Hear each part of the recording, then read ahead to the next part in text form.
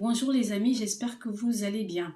Pour cette fois, je vais donc échanger avec vous sur un sujet qui n'est pas très habituel chez moi, parce que je dois vous dire qu'en fait, en termes de foi, je préfère beaucoup plus garder ma foi que plutôt venir m'exposer sur les réseaux sociaux et venir faire des leçons de morale ou des constats à droite, à gauche et patata.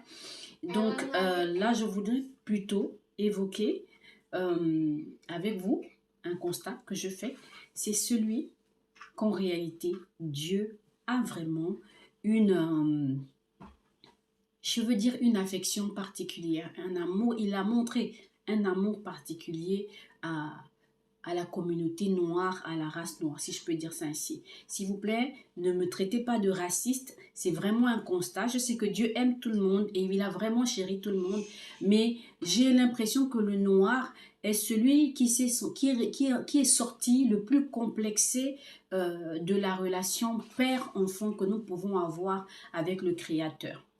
Euh, Prenons le cheveu africain par exemple, le cheveu black par exemple. Il est défini comme crépus, comme difficilement coiffable, gérable et tout ça. Mais remarquez, mesdames, tout ce qu'on peut faire avec le cheveu naturel noir en fait.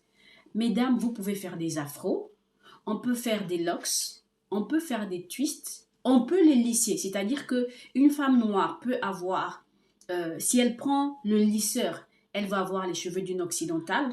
Si elle veut être une guerrière, une amazone, elle va faire sa touffe, donc son afro. Si elle veut être plutôt dans le style jazzy, reggae et tout ça, elle peut faire des locks, elle peut faire des twists. En fait, vous pouvez changer de tête autant qu'on veut, autant que vous voulez. Et ça, ce n'est que la femme noire qui peut le faire en fait. Parce que vous ne verrez jamais une asiatique avec un afro à partir de ses cheveux. Il faudra une perruque.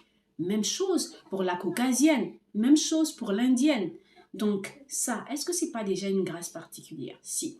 Deuxièmement, la capacité de l'homme noir à traverser les temps, les siècles et à demeurer présent malgré tous les pièges qui se sont posés. Il y a eu l'esclavage, il y a eu les scandales alimentaires, les scandales de santé, les médicaments inappropriés, l'Afrique qui était plus ou moins dans des scandales de déchets alimentaires, si on peut dire.